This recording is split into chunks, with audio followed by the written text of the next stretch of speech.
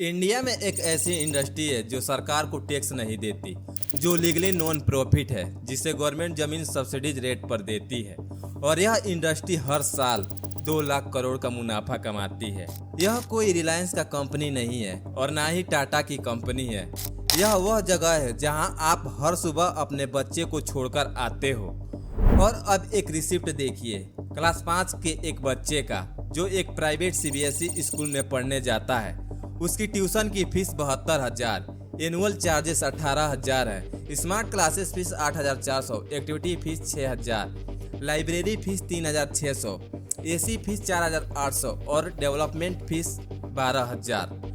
कुल मिलाकर 1,24,800 रुपये होते हैं सिर्फ एक साल में। अब उसी स्कूल के एक टीचर की सैलरी स्लिप देखिए, मंथली सैलरी 11,500, यानी पूरे साल में 1,38,000 रुपये टीचर को दिए जाते हैं। अब एक बच्चे की फीस 1,24,800 और एक टीचर की साल भर की सैलरी 1,38,000। सवाल यह नहीं कि दोनों नंबर इतने करीब क्यों हैं, सवाल यह है कि पेरेंट्स से लिए जा रहे इतने पैसे का कितना हिस्सा वास्तव में एजुकेशन पर खर्च हो रहा है। तो मैं हूं चंदन और आज हम बात करेंगे उस इंडस्ट्री की जिस पर करोड़ों पेरेंट्स भरोसा करते हैं, हर साल लाखों रुपये खर्च करते हैं, लेकिन सवाल यह है कि आखिर इस पैसे का कितना हिस्सा वास्तव में एजुकेशन पर खर्च होता है। पहले नंबर समझते हैं। इंडिया में आज 4,50,000 से ज़्यादा प्राइवेट स्कूल्स हैं। इंडिया दुनिया का सबसे बड़ा प्राइवेट एजुकेशन मार्केट में से एक है। कुछ रिपोर्ट के मुताबिक इसकी वैल्यू 2 लाख करोड़ से भी ज़्यादा है और यह हर साल 10 से 15% ग्रो कर रही है।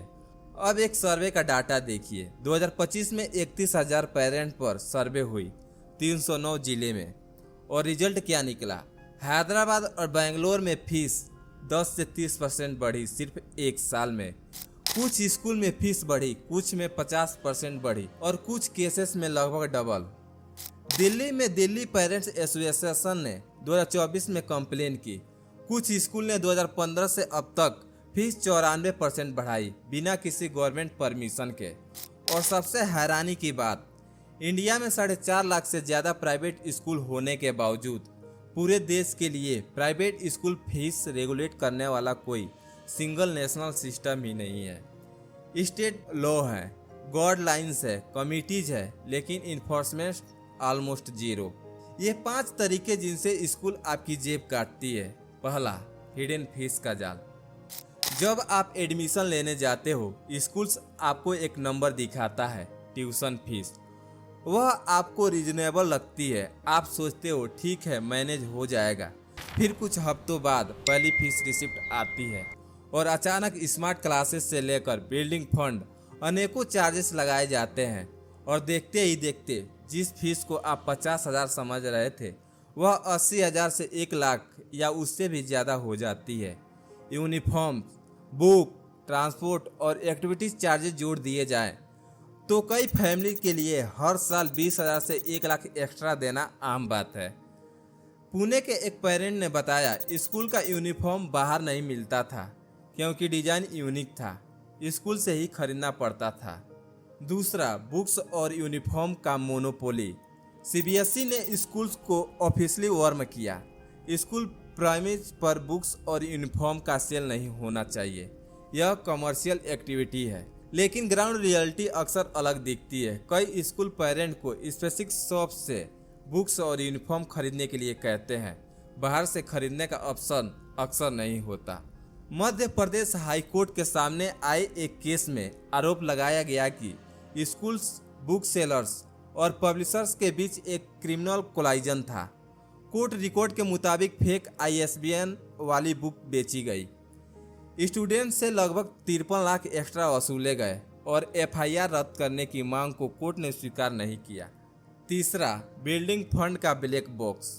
एडमिशन के समय एक्स्ट्रा चार्जेस लिया जाता है, development fees, building fund, infrastructure charges. नाम अलग अलग हो सकते हैं लेकिन रकम 50,000, 1 लाख या कभी कभी 2 लाख। पेरेंट्स पैसे दे देते हैं, लेकिन सवाल यह है यह पैसा जाता कहाँ है?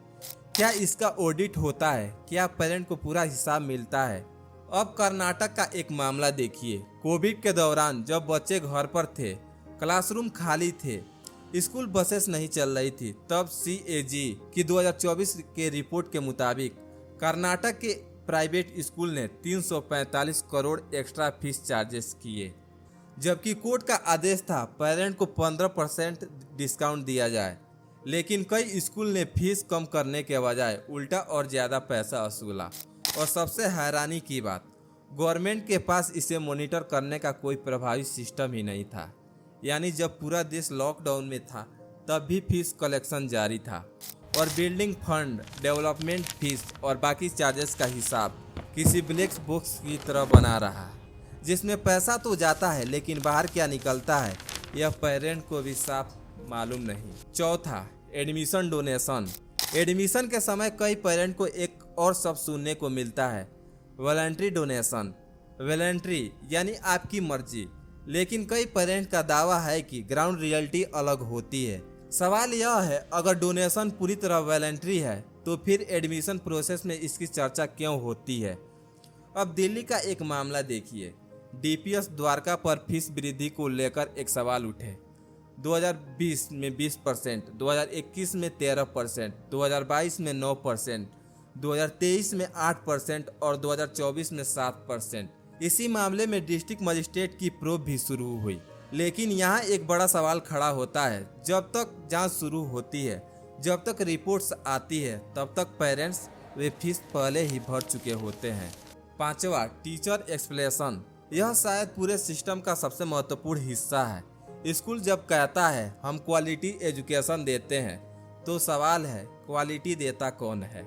स्कूल की बिल्डिंग, स्कूल का ब्राउचर या स्कूल का मार्केटिंग कैंपियन? नहीं, टीचर।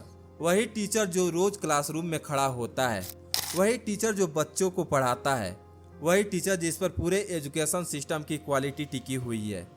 लेकिन इंडिया में कई प्राइवेट स्कूल टीचर की सैलरी सालाना 2.5 लाख से 5 लाख के बीच है। अब दूसरी तरफ देखिए, उसी स्कूल में एक बच्चे का सालाना फीस 1 लाख से 1.5 लाख या कभी कभी 2 लाख तक। यानी कई मामलों में सिर्फ कुछ स्टूडेंट की फीस मिलाकर एक टीचर की पूरी साल भर की सैलरी निकल जाती है।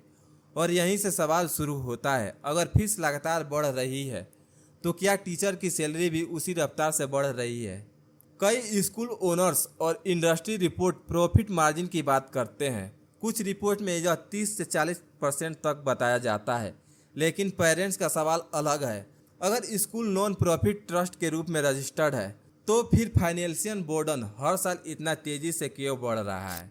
और सबसे बड़ा सवाल, अगर एजुकेशन सिस्टम का सबसे महत्वपूर्ण हिस्सा टीचर है तो सबसे कम फायदा उसी को क्यों मिलता है? अब एक सवाल, इतना सब होने के बावजूद ज़्यादातर पेरेंट कंप्लेन क्यों नहीं करते? पहला, डर। अगर मैंने कंप्लेन की तो क्या मेरे बच्चे को टारगेट किया जाएगा? क्या टीचर का बिहेवियर बदल जाएगा? क्या एडमिशन या TC में प्रॉब्लम होगी?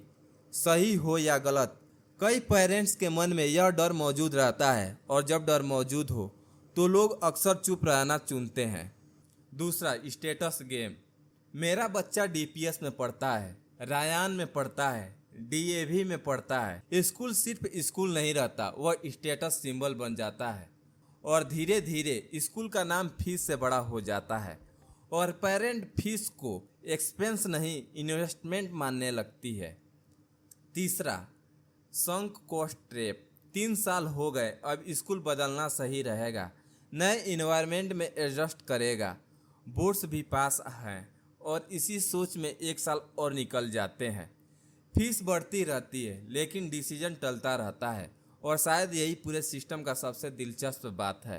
पेरेंट्स अपने लिए कंप्रोमाइज़ कर सकते हैं, अपनी नीड्स टाल सकते हैं, अपने खर्चे कम कर सकते हैं, लेकिन जब बात बच्चों के फ्यूचर की आती है तो कैलकुलेशन बदल जाती है। और शायद इसी वजह से एजुकेशन इंडस्ट्री के पास वह पावर है जो बहुत ही कम इंडस्ट्री के पास होती है। अब तक शायद आप यही सोच रहे होंगे, ऐसा कैसे हो सकता है? कोई ना कोई अथॉरिटी तो होगी जो फीस चेक करती होगी। यहीं पर कहानी इंटरेस्टिंग हो जाती है, क्योंकि समस्या यह नहीं है कि कानून नहीं है, कानून है। RTE एक्ट 2009 है, स्कूल एजुकेशन रूल हैं, स्टेट कमिटीज हैं, कोर्ट जजमेंट है और सुप्रीम कोर्ट भी साफ कह चुका है कि एजुकेशन बिजनेस नहीं बनना चाहिए। फिर भी पेरेंट्स की कंप्लेन हर साल बढ़ती जा रही है। क्यों?